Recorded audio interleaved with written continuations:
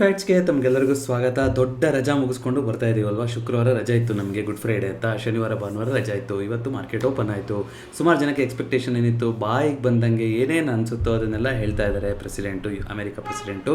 So ಇದರಿಂದ ಒಂದು ದೊಡ್ಡದಾಗಿ ಮತ್ತೆ ಒಂದು ಯುದ್ಧದ ವಾತಾವರಣ ಬಂದಿದೆ. ಮಂಗಳವಾರ ಲಾಸ್ಟು, ಇಲ್ಲ ಅಂತಂದರೆ ಇವಾಗ ನರಕ ಸೃಷ್ಟಿಬಿಡ್ತೀವಿ ಈ ಥರ ಹೇಳಿ ಡೆಡ್ಲೈನ್ ಅಂತ ಹೇಳಿ ಆ ಡೆಡ್ಲೈನ್ಗಳೇ ಡೆಡ್ ಆಗೋಗ್ಬಿಟ್ಟಿದ್ದಾವೆ ಅಷ್ಟು ಸಲ. ನೋಡಿ, ಮಾರ್ಕೆಟಿಗೆ ಯಾರಿಂದನೇ ಬರಲಿ ಪದೇ ಪದೇ ಅದೇ ನ್ಯೂಸ್ ಬರ್ತಾ ಇದ್ದರೆ ಮಾರ್ಕೆಟ್ ರಿಯಾಕ್ಟ್ ಮಾಡೋದಿಲ್ಲ ಅದಕ್ಕೆ ಅಂತ ನಮ್ಗೆ ಗೊತ್ತಿತ್ತು. ಸೊ ಅದೇ ರೀತಿ ಒಂದು ಸ್ವಲ್ಪ ಆತಂಕ ಕ್ರಿಯೇಟ್ ಮಾಡ್ತಾರೆ, ಮತ್ತೆ ಯುದ್ಧ ಅಂತ ಹೇಳ್ತಾರೆ, ಮತ್ತೊಂದು ಆಗ್ತಾಯಿದೆ, ಈ ಥರದ್ದೆಲ್ಲ ಬರ್ತಾ ಇರುತ್ತೆ ನಿಜ. ಸೊ ಮಾರ್ಕೆಟು ಏನೋ ಅಷ್ಟೊಂದು ತಲೆ ಕೆಡಿಸ್ಕೊಂಡಿಲ್ವೋ ನಾವು ಇವತ್ತು ಅನ್ನೋ ಥರ ಇತ್ತು ನ್ಯೂಟ್ರಲ್ ಓಪನ್ ಆದಾಗ. ಬಟ್ ಮಾರ್ಕೆಟ್ ಕ್ಲೋಸ್ ಆಗೋಷ್ಟೊತ್ತಿಗೆ ಏನು ರಿಪೋರ್ಟ್ ಬರೋಕ್ಕೆ ಶುರುವಾಯಿತು. ಇನ್ನೂ ಕೂಡ ನನಗೆ ಅಫಿಷಿಯಲ್ ಕನ್ಫರ್ಮೇಷನ್ ಬಂದಿಲ್ಲ.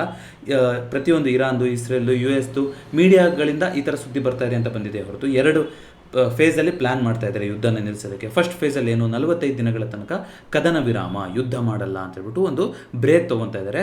ಅಲ್ಲಿ ಮಾತುಕತೆ ಎಲ್ಲ ನಡೆಯುತ್ತೆ, ನಾವೇನು ನಿಮಗೆ ಕೊಡ್ತೀವಿ, ನೀವು ನಮಗೆ ಏನು ಕೊಡ್ತೀರಾ, ಇದು ಎಲ್ಲ. ಸೆಕೆಂಡ್ ಫೇಸಲ್ಲಿ ಪರ್ಮನೆಂಟಾಗಿ ಯುದ್ಧ ನಿಲ್ಸಕ್ಕೆ ಬರುತ್ತೆ ಅಂತ ಸುದ್ದಿ ಬಂತು. ಮಾರ್ಕೆಟ್ ಇದನ್ನೆಲ್ಲ ನಂಬ್ತಾ ಇಲ್ಲ. ನಿಫ್ಟಿ ಮೇಲೆ ಕೆಳಗೆ ಹೋಗ್ಬೋದು, ನೀವು ಯಾವುದನ್ನು ನೋಡಬೇಕು, ಕ್ರೂಡನ್ನೇ ನೋಡಬೇಕು. ನಾವು ಮೊದಲಿಂದನೂ ಅದೇ ಹೇಳ್ತಾ ಇರೋದು, crude is the best indicator. Market ಇವರೆಲ್ಲ ಹೇಳೋದನ್ನು ನಂಬ್ತಿಲ್ವಾ ಅಂತ. ಕ್ರೂಡ್ ಯಾವತ್ತು $100 ಕೆಳಗಡೆ ಬರುತ್ತೋ ಆಗಲೇ ನಿಫ್ಟಿ ಸಕ್ಸಸ್ಫುಲ್ ಆಗಿ ಮೇಲ್ಗಡೆ ಹೋಗೋಕ್ಕೆ ಸಾಧ್ಯ. ಆಗಲೇ ಇದೆಲ್ಲ ಆಗಿರೋದು ನಿಜ ಅಂತ ನಾವು ಒಪ್ಕೊಳ್ಳಿಕ್ಕೂ ಸಾಧ್ಯ. ಅಲ್ಲಿ ತನಕ ಮಾರ್ಕೆಟು ಹೌದಾ ಸ್ವಾಮಿ ಅನ್ನತ್ತೆ, 2% ಕೆಳಗಡೆ ಬೀಳುತ್ತೆ, ಸ್ವಲ್ಪ ಪಾಸಿಟಿವಿಟಿ ಇದೆ ಅಂದರೆ ಕ್ರೂಡು. ಇಲ್ಲ ಹೇಳಿದ್ದೆಲ್ಲ ಸುಳ್ಳು ಅಂತಂದರೆ ಮತ್ತೆ 2% ಮೇಲೆ ಹೋಗುತ್ತೆ. ಒಟ್ಟಿನಲ್ಲಿ ಆ ರೇಂಜನ್ನು ಬಿಟ್ಕೊಡ್ತಾ ಇಲ್ಲ. 100 ಮೇಲ್ಗಡೆ ಕಂಫರ್ಟಬಲ್ ಆಗಿ ಕ್ರೂಡು ಕೂತಿದೆ, ಅದನ್ನ ನಾವು ಗಮನಿಸ್ತಾ ಹೋಗಬೇಕು. ಸೊ ಹಾಗಾದರೆ ಏನು ಇವತ್ತು ಕ್ರೂಡ್ ಪ್ರೈಸು ಬೆಲೆ ಬಿದ್ದಿದೆ ಇವಾಗ.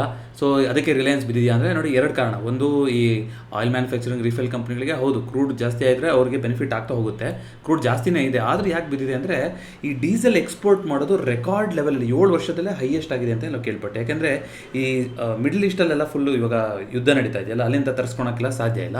ಈಗ ಸೌತ್ ಈಸ್ಟ್ ಕಂಟ್ರಿಗಳು ಮತ್ತು ಆಸ್ಟ್ರೇಲಿಯಾ ಈ ಥರ ಕಂಟ್ರಿಗಳೆಲ್ಲ ಇಲ್ಲಿರೋದೆಲ್ಲ ಈಗ Reliance one of the largest diesel refineries ಅದು ಇಂಡಿಯಾದಲ್ಲಿ, ಅವರಿಂದ ತೊಗೊಳಕ್ಕೆ ಶುರು ಮಾಡಿದ್ರು. ಇದರಿಂದ ಏನಾಯಿತು, ಗೌರ್ಮೆಂಟಿಗೆ ಅಯ್ಯೋ ನಮಗೆ ಸಪ್ಲೈ ಇಲ್ಲ, ಇವರೆಲ್ಲ ಕೊಟ್ಬಿಟ್ಟು ಹೊರಗಡೆ ಜಾಸ್ತಿ ಎಲ್ಲ ಕೇಳ್ತಾ ಇದ್ದಾರೆ ಅಂತ ಹೇಳ್ಬಿಟ್ಟು ನಮಗೆಲ್ಲ ಈ ಸಪ್ಲೈ ಕ್ರಂಚ್ ಆಗುತ್ತೋ ಅಂತ ಹೇಳ್ಬಿಟ್ಟು ಇವಾಗ ಏನು ಮಾಡಿದ್ದಾರೆ, ಹೊಸದಾಗಿ ಇವಾಗ ಎಕ್ಸ್ಪೋರ್ಟ್ ಡ್ಯೂಟಿನ ಆ್ಯಡ್ ಮಾಡಿದ್ದಾರೆ ರಿಲಯನ್ಸ್ ಅಥವಾ ಯಾರ್ಯಾರು ಎಕ್ಸ್ಪೋರ್ಟ್ ಮಾಡ್ತಾ ಇದ್ರು ಅವರಿಗೆ. ಇದರಿಂದ ಏನು ಹೇಳಿದ್ದಾರೆ, ಈಗ ನೀವು $21.5 ಕೊಡಬೇಕು ಪರ್ ಲೀಟ್ರ್ ಡೀಸೆಲ್ ಎಕ್ಸ್ಪೋರ್ಟ್ ಮಾಡೋದಕ್ಕೆ ಎಕ್ಸ್ಟ್ರಾ. ಅದೇ ರೀತಿಯಾಗಿ ಜೆಟ್ ಫ್ಯೂಯಲ್ಗೆ $29.5 ಪರ್ ಲೀಟ್ರ್ ಕೊಡಬೇಕು ಎಕ್ಸ್ಪೋರ್ಟ್ ಫೀಸ್ ಅಂತ ಹೇಳಿದ್ದಾರೆ. ಆದರೆ ಜಾಸ್ತಿ ಎಕ್ಸ್ಪೋರ್ಟ್ ಮಾಡದಲ್ಲೇ ಇರಲಿ, ಇಲ್ಲಿ ಸಪ್ಲೈಗೇನು ಹೊಡೆತ ಬೀಳ್ದಲ್ಲೇ ಇರಲಿ ಅಂತ ಹೇಳಿದ್ದಾರೆ. ಹಾಗಾಗಿ ರಿಲಯನ್ಸು, ONGC ಎರಡು ಸ್ಟಾಕ್ಗಳಲ್ಲೂ ಕೂಡ ಇವತ್ತು ರಿಯಾಕ್ಷನ್ ಬಂದಿತ್ತು. ಟ್ರೆಂಟು ನಾನು ಮೊನ್ನೆ ಅಷ್ಟೇ ಸ್ಟುಡಿಯೋಗೆ ಹೋಗಿ ಬಂದೆ, 7.97%. ಏನು ಸ್ಪೆಸಿಫಿಕ್ ನ್ಯೂಸ್ ಬಂದಿದೆ ಅಂತ ನಾನು ಚೆಕ್ ಮಾಡೋಕ್ಕಾಗಿಲ್ಲ, ಯಾರು ಚೆಕ್ ಮಾಡಿದರೆ ಹೇಳಿ. 7.97% ಅಪ್ ಬಂದಿದೆ ಟ್ರೆಂಟಲ್ಲಿ. ಮೋಸ್ಟ್ ವೊಲಟೈಲ್ ಸ್ಟಾಕು ಎಂಟ್ರಿ ಕೊಟ್ಟಾಗಿಂದ ಇವಾಗಲೂ ಅದೇ ಇದೆ ಅನಿಸುತ್ತೆ. ಅದು ಬಿಟ್ಟರೆ ನಂಗೆ ಇತ್ತೀಚೆಗೆ ಎಂಟ್ರಿ ಕೊಟ್ಟು ಅಷ್ಟೊಂದು ವೊಲಟೈಲ್ ಆಗಿರೋಂಥ ಸ್ಟಾಕ್ ಅಂದರೆ ಅದು ಶ್ರೀರಾಮ್ ಫೈನಾನ್ಸ್ ಅಂತ ಹೇಳ್ತೀನಿ. ಮೇಲೋದ್ರೂ 4% ಹೋಗ್ತಾ ಇರುತ್ತೆ, ಬಿದ್ರೂ 2-3% ಆರಾಮಾಗಿ ಬೀಳ್ತಾ ಇರುತ್ತೆ. ಇವೆರಡು ಲಾಸ್ಟಿಗೆ ಬಂದಂಥ ಸ್ಟಾಕ್ಗಳು ನಿಫ್ಟಿ 50ನಲ್ಲಿ ಅದೇ ರೀತಿ ಇದೆ. ಅಫ್ಕೋರ್ಸ್ ನಮ್ಮ ಇಂಡಿಗೋ ಬಿಡಿ, ಅದು ಬಂದಾಗಿಂದ ಅವ್ರದ್ದು CEO ಚೇಂಜ್ ಆಯಿತು, ಈಗ ಹೊಸ CEO ಬಂದಿದ್ದಾರೆ, ಅದೆಲ್ಲ ಆಗ್ತಾ ಇದೆ, ಅದೆಲ್ಲ ನ್ಯೂಸ್ಗಳು ನಡೀತಾ ಇದೆ. ಕೆಲವೊಂದು ಸ್ಪೆಸಿಫಿಕಾಗಿ ಕವರ್ ಮಾಡಿದ್ದೀನಿ, ಕೆಲವೊಂದು ಕವರ್ ಮಾಡಿಲ್ಲ. HDFC ಬ್ಯಾಂಕಿಂದು ಅವರು ಏನು ರಾಜೀನಾಮೆ ಕೊಟ್ಟು ಹೋಗಿದ್ರು, ಅವರು CEO ಸ್ಥಾನದಿಂದ ರಾಜೀನಾಮೆ ಕೊಟ್ಟಿದ್ರಲ್ಲ, ಅವರು ವಾಪಸ್ ಇವಾಗ ಒಂದಿಷ್ಟು ಇಂಟರ್ವ್ಯೂಗಳನ್ನು ಕೊಡೋಕ್ಕೆ ಶುರು ಮಾಡಿದ್ದಾರೆ. ಏನೂ ಇಲ್ಲ, ಎಲ್ಲ ತುಂಬ ಚೆನ್ನಾಗಿ ಎಕ್ಸಿಕ್ಯೂಷನ್ ಆಗಿತ್ತು, HDFC ಬ್ಯಾಂಕ್, HDFC ಲಿಮಿಟೆಡು, ನನ್ನ ಎಥಿಕ್ಸಿಗೆ ಹಂಗಾಗಿಲ್ಲ, ಈ ಥರ ಅಂತ ಒಂದಿಷ್ಟು ಅವರು ಹೇಳಕ್ಕೆ ನೋಡ್ತಾ ಇದ್ದಾರೆ. ಬ್ಯಾಂಕಿಂಗ್ ಸ್ಟಾಕ್ಗಳೆಲ್ಲ ಇವತ್ತು ಪಾಸಿಟಿವ್ ಆಗಿತ್ತು. ರುಪಿದು ಒಂದಿಷ್ಟು ಅಂದರೆ ಮಾರ್ಕೆಟಿಗೆ ಒಂದು ಕಂಟ್ರೋಲ್ ತೊಗೊಳಕ್ಕೆ ನೋಡ್ತಾ ಇದ್ದಾರಲ್ವ RBI ಇದ್ರದ್ದು. ಸೊ ಇದೆಲ್ಲ ಅಂದಾಗ ಒಂದು ನೆನಪಾಯಿತು, ಈ ಸಲ ಇಂಟ್ರೆಸ್ಟ್ ರೇಟ್ ಇವಾಗ ಏನಾಗ್ತಾಯಿದ್ರು, ಎಲ್ಲ ಚೆನ್ನಾಗಾಗ್ತಾಯಿತ್ತು. 8% GDP ಹೊಡಿತಾ ಇದೆ, ಇನ್ಫ್ಲೇಷನ್ ಒಂದು 3% ಆ ಥರ ಕಂಟ್ರೋಲಲ್ಲೇ ಇದೆ. ಪರ್ಫೆಕ್ಟ್ ಗ್ರೋತ್ ಸ್ಟೋರಿ, ಎಲ್ಲಕ್ಕಿಂತ ಜಾಸ್ತಿ ನಾವು ಗ್ರೋತ್ ಆಗ್ತಾಯಿದೆ, ಎಲ್ಲ ಈವನ್ ಚೈನಾಗಿಂತ ಜಾಸ್ತಿ ಗ್ರೋತ್ ಆಗ್ತಾಯಿತ್ತು, ಇಯರ್ ಆನ್ ಇಯರ್ ಗ್ರೋತ್ ಅಂತೆಲ್ಲ ಡೇಟಾ ಬರ್ತಾಯಿತ್ತು. ಮಾರ್ಕೆಟ್ ಆರಾಮಾಗಿತ್ತು. RBI ತಲೆ ಕೆಡಿಸ್ಕೊತಾ ಇರಲಿಲ್ಲ, ಇಂಟ್ರೆಸ್ಟ್ ರೇಟ್ನ ಏನೂ ಜಾಸ್ತಿ ಮಾಡ್ತಾ ಇರಲಿಲ್ಲ, ರೆಪೋ ರೇಟ್ನ. ಈಗ ಏನಾಗ್ತಾ ಇದೆ ಅಂದರೆ, ಇನ್ನು ಮುಂದಕ್ಕೆ ಈ ಥರ ಆಯಿಲ್ ಪ್ರೈಸ್ ಎಲ್ಲ ಈ ಥರ ಜಾಸ್ತಿ ಆಗಿದೆ, ನಾವು ಲಾರ್ಜೆಸ್ಟ್ ಆಯಿಲ್ ಇಂಪೋರ್ಟರು, ಇನ್ಫ್ಲೇಷನ್ ಇದರಿಂದ ಜಾಸ್ತಿ ಆಗಿರುತ್ತೆ. ಸೊ ಈಗ ಏನು ಮಾಡ್ತಾರೆ ಅಂದರೆ RBIಗಳು ಇನ್ನು ಮುಂದೆಯಿಂದ ಇಂಟ್ರೆಸ್ಟ್ ರೇಟ್ನ ಜಾಸ್ತಿ ಮಾಡ್ಬೋದು ಅಂತ ಒಂದು ಸುದ್ದಿ ಬರ್ತಾ ಇತ್ತು. ಇದಕ್ಕೆ ಮಧ್ಯದಲ್ಲಿ HSBC ಕಂಪನಿ ಏನು ಹೇಳಿದೆ, ಅದ್ರ ವಿರುದ್ಧವಾಗಿ ಹೇಳಿದೆ, ಇಲ್ಲ ಮಾರ್ಕೆಟಲ್ಲಿ ತುಂಬ ಒಂದು ಬ್ಯಾಂಡ್ ವಿಡ್ತ್ ಇದೆ ಇನ್ನೂ ಜಾಸ್ತಿ ಮಾಡೋದಕ್ಕೆ, ಯಾಕಂದರೆ ಗ್ರೋತ್ ಇದೆ ಮಾರ್ಕೆಟಲ್ಲಿ. ಹಾಗಾಗಿ ಇಂಡಿಯಾದಲ್ಲಿ ಅಷ್ಟು ಸುಲಭವಾಗಿ RBI ರೆಪೋ ರೇಟ್ನ ಜಾಸ್ತಿ ಮಾಡಲ್ಲ, ಬಹುಶಃ ಮುಂದಿನ ಇದರಲ್ಲೂ ನ್ಯೂಟ್ರಲ್ ಆಗಿ ಇಡ್ತಾರೆ. $100 ಕೆಳಗಡೆ ಬಂತು ಅಂದರೆ ಕ್ರೂಡು RBI ಜಾಸ್ತಿ ಮಾಡೋಕ್ಕೆ ಹೋಗಲ್ಲ, 100 ಮೇಲೇ ಉಳ್ಕೊತ ಹೋಯ್ತು ಅಂದರೆ ಕನ್ಸಿಡರ್ ಮಾಡ್ಬೋದು ಅಂತ ಅವರು ಆ ಥರ ಅಭಿಪ್ರಾಯನ ಕೊಟ್ಟಿದ್ದಾರೆ. ಜೊತೆಗೆ ಮೂಡಿ ಅನ್ನೋ ಒಂದು ಸಂಸ್ಥೆ ಏನು ಇದ್ರದ್ದೆಲ್ಲ ಕೊಡ್ತಾ ಇರ್ತಾರೆ, ಅವರು ರೇಟಿಂಗ್ ಎಲ್ಲ ಕೊಡ್ತಾ ಇರ್ತಾರೆ. GDPದು 6.8% ಇದ್ದಿದ್ದು FY27 ಪ್ರಿಡಿಕ್ಷನ್ ಅದು 6.8% ಇದ್ದಿದ್ದನ್ನು ಇದೆಲ್ಲ ರಿಸ್ಕ್ ಆಗಿರೋದ್ರಿಂದ ಈಗ 6%ಗೆ ಇಳಿಸಿದ್ದಾರೆ. ಅಂದರೆ ಇಂಡಿಯಾದ GDP ಗ್ರೋತ್ನ ಕಮ್ಮಿ ಅಂತ ತೋರಿಸಿದ್ದಾರೆ. ಸೊ ಇದ್ರ ಮಧ್ಯದಲ್ಲಿ ಇನ್ಕಮ್ ಟ್ಯಾಕ್ಸ್ದು ಕೂಡ ಒಂದಿಷ್ಟು ಚೇಂಜಸ್ ನೋಡಿ. ಇನ್ಕಮ್ ಟ್ಯಾಕ್ಸ್ದು ನಾನು ಒಂದು ಏನೇನು ಬದಲಾವಣೆ ಆಗಿದೆ ಅಂತ ಒಂದು ಡೆಡಿಕೇಟೆಡ್ ವಿಡಿಯೋ ಮಾಡಿದ್ದೆ.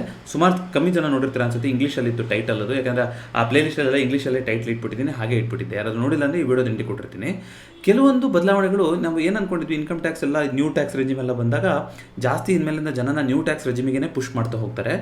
ಹಳೆ ಟ್ಯಾಕ್ಸ್ ರೆಜಿಮ್ ಏನಿತ್ತು ಅದರಿಂದ ಆಚೆ ಬರೆಸಬೇಕು ಅನ್ನೋದೇ ಜನರ ಪ್ಲಾನು.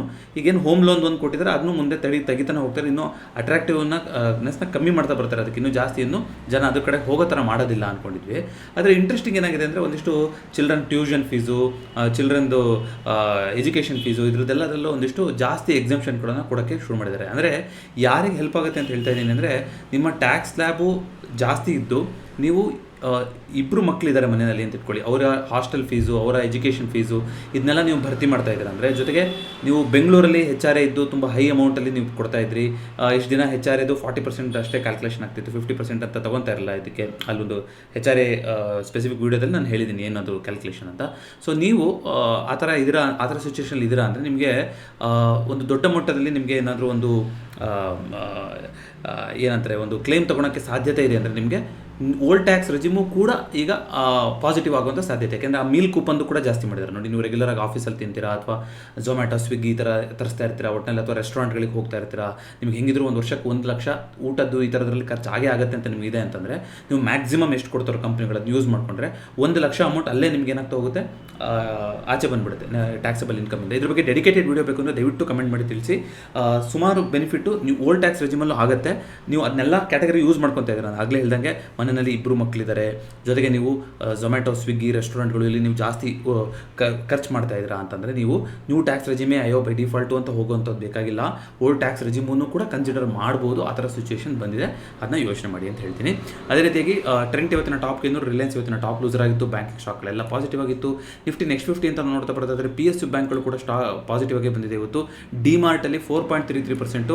ಐ ಥಿಂಕ್ ಶಿವ ಅವರು ಯಾರು ಹೇಳಿದ್ರು, ಕಮೆಂಟ್ ಹಾಕಿದ್ರು, ಡಿಮಾರ್ಟ್ಗೆ ಹೋದ್ರೆ ಏನು ಜನ ಹಿಂಗೆ ಆಚೆ ಬರೋದು ಅಂತ. ಅದು ಯಾವಾಗಲೂ ಹಂಗೆ ಸರ್, ಎಸ್ಪೆಷಲಿ ನೀವು ವೀಕೆಂಡ್ ಹೋದ್ರಿ ಅಂದರೆ ಮುಗಿದೋಯ್ತು ಜೂಡಿಯೋ, ಡಿಮಾರ್ಟು ಎಲ್ಲ. ಅದಕ್ಕೆ ಅಷ್ಟು ಜನ ಹೋಗೋದಕ್ಕೆ ಅಷ್ಟು ರಿಟರ್ನ್ಸ್ಗಳನ್ನು ಕೊಡುವಂಥದ್ದು ಅಂತ ಕಂಪ್ನಿಗಳು. ಅದೇ ರೀತಿಗೆ ಅದಾನಿ ಗ್ರೀನ್ ಇವತ್ತು 7.6% ಅಪ್ ಬಂತೆ. ಬಹುಶಃ ಅದೇ ಇವತ್ತಿನ ನಿಫ್ಟಿ ನೆಕ್ಸ್ಟ್ 50 ಟಾಪ್ ಗೇನರು. ಸೊ ಬ್ಯಾಂಕ್ ಆಫ್ ಬರೋಡಾ 4%, ಸುಮಾರು 5%, 4% ಬಂದಿರುವಂಥ ಸುಮಾರು ಸ್ಟಾಕ್ಗಳಿದೆ. ಟಾಪ್ ಲೂಸರ್ ಅಂದರೆ ಇವತ್ತು ಹ್ಯುಂಡೈ ಅಂತ ಕಾಣಿಸುತ್ತೆ, 1.17% ಕರೆಕ್ಷನ್ ಬಂದಿದೆ. ಸೊ ಹಾಗಾದರೆ ನಿಫ್ಟಿ ಏನು ಮಾಡ್ತೀವಿ ಇವತ್ತು, ಆಲ್ಮೋಸ್ಟ್ 23,000 ಟಚ್ ಆಯಿತು ಅನ್ನೋ ಥರ ಓಪನಿಂಗ್ ಆದಮೇಲಿಂದ ಒಂದು 300 ಪಾಯಿಂಟ್ಗಳ ಇವತ್ತು ಒಂದು ಅಪ್ ಮೂವ್ಮೆಂಟ್ನ ಕೊಟ್ಟಿದೆ. 22,968 ಕ್ಲೋಸಿಂಗ್ ಆಗಿದೆ. ಅಫ್ಕೋರ್ಸ್ 23,000 ಒಂದು ಬ್ಯಾರಿಯರೇನೆ.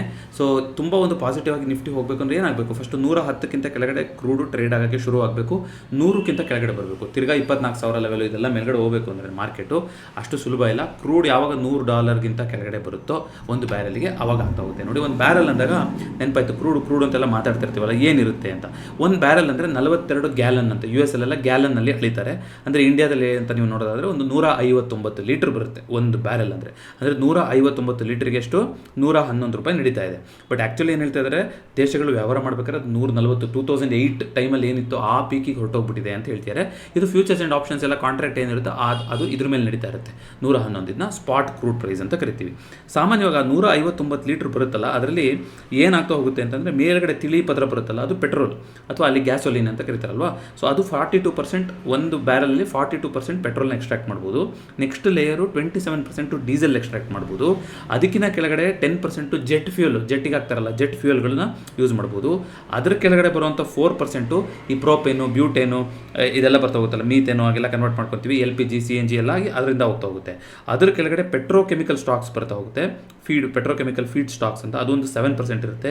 ಅದಾದಮೇಲೆ ಮರೈನ್ ಫ್ಯೂಯಲ್, ಈಗ ಹಡಗು, ಕ್ರೂಸು ಇದಕ್ಕೆಲ್ಲ ಇರುತ್ತಲ್ಲ, ಹೆವಿ ಫ್ಯೂಯಲ್ ಅದು ಇನ್ನೂ ಕೆಳಗಡೆ ಇರುತ್ತೆ. ಅಂದರೆ ಅವರು ಎಕ್ಸ್ಟ್ರಾಕ್ಟ್ ಮಾಡ್ತಾ ಹೋಗ್ಬೇಕಾದ್ರೆ ಅದು ಹೇಗೆ ಎಷ್ಟು ಪ್ಯೂರಿಫಿಕೇಷನ್ ಆದಮೇಲೆ ಸಿಗುತ್ತೆ, ಇನ್ನೊಂದು ಕೆಲವೊಂದು ಎಲ್ಲಿರುತ್ತೆ ಅಂತ. ಸೊ ಅದು ಒಂದು 5% ಸಿಗ್ತಾ ಹೋಗುತ್ತೆ. ಆಮೇಲೆ ಈ ಲೂಬ್ರಿಕೆಂಟು, ವ್ಯಾಕ್ಸು ಎಲ್ಲ ಆಗಿ ಕೊನೆಗೆ ಉಳಿಯುತ್ತಲ್ಲ ಲೂಬ್ರಿಕೆಂಟು, ವ್ಯಾಕ್ಸ್ ಅದೊಂದು 2%. ಲಾಸ್ಟಿಗೆ ಬಿಟುಮೆನ್ ಅಂತ, ಆಸ್ಫಾಲ್ಟ್ ಅಂತ ಅದು ಪೂರಾ ಕಚ್ಚಾ ತೈಲ ಅದು ಅಂದರೆ ಫುಲ್ ಲಾಸ್ಟಿಗೆ ಉಳಿಯುವಂಥ ಒಂದು ಕೆಳಗಡೆ ಉಳಿಯುವಂಥ ಪಾತ್ರೆ ಉಳಿಯುತ್ತಲ್ಲ ಅದು ಅನ್ಕೋಬೋದು ನೀವು, ಅದು 3%. ಈ ಥರ ಒಂದು ಬ್ಯಾರೆಲ್ ಅಂದರೆ 159 ಲೀಟ್ರ್ ಕ್ರೂಡನ್ನ ಎಕ್ಸ್ಟ್ರಾಕ್ಟ್ ಮಾಡಿದಾಗ ಸಿಗುವಂಥ ಪ್ರಾಡಕ್ಟ್ಗಳು. ಹಾಗಾಗಿ ಅದೆಲ್ಲೆಲ್ಲಿ ಯೂಸ್ ಆಗ್ತಾ ಇರುತ್ತೋ, ಸ್ಪೆಷಾಲಿಟಿ ಕೆಮಿಕಲ್ಸ್ ಬಿಸ್ನೆಸ್ಸಲ್ಲಿ ಯೂಸ್ ಆಗ್ತಾ ಇರುತ್ತೆ, ಪೇಂಟಿಂಗ್ ಇಂಡಸ್ಟ್ರಿಯಲ್ಲಿ ಯೂಸ್ ಆಗ್ತಾ ಹೋಗುತ್ತೆ. ನೀವು ಹಚ್ಕೊತಿರಲ್ಲ ವ್ಯಾಕ್ಸ್ ಗಿಕ್ಸು, ಮಾಯಿಶ್ಚರೈಸರ್ ಕ್ರೀಮ್, ಅದಕ್ಕೆ ಆಗ್ತಾ ಇರ್ತಾರೆ ಕೆಲವೊಂದು ಬೇರೆ ಈಗ ಮೆಷಿನರೀಸ್ಗೆ ವೇರ್ ಆ್ಯಂಡ್ ಟೇರ್ ಆಗಬಾರ್ದು ಅಂತ ಅದಕ್ಕೆ ವ್ಯಾಕ್ಸೇಷನ್ ಬರುತ್ತೆ. ಎಷ್ಟು ಕಡೆಗೆ ಯೂಸ್ ಆಗ್ತಾ ಹೋಗುತ್ತೆ. ಜೆಟ್ ಫ್ಯೂಯಲ್ಲು ನೋಡಿ, ಜೆಟ್ ಫ್ಯೂಯಲಿಗೆ ಯೂಸ್ ಆಗ್ತಾ ಹೋಗುತ್ತೆ. ಇದೆಲ್ಲದಕ್ಕೂ ಕೂಡ ಬೇಕಾಗ್ತಾ ಹೋಗುತ್ತಲ್ವ. ಸೊ ಕ್ರೂಡಲ್ಲಿ ಒಂಚೂರು ಆಚೆ ಈಚೆ ಇದ್ರು LPG ಎಲ್ಲದರಲ್ಲೂ ಕೂಡ ನಮಗೆ ಆಚೆ ಈಚೆ ಆಗ್ತಾನೆ ಹೋಗ್ತಾ ಹೋಗುತ್ತೆ. ಸೊ ಈಗ ನೋಡೋಣಂತೆ ಗೋಲ್ಡ್ ಸಿಲ್ವರು ತುಂಬ ಫ್ಲಾಟಾಗಿ ನಡೀತಾ ಇದೆ.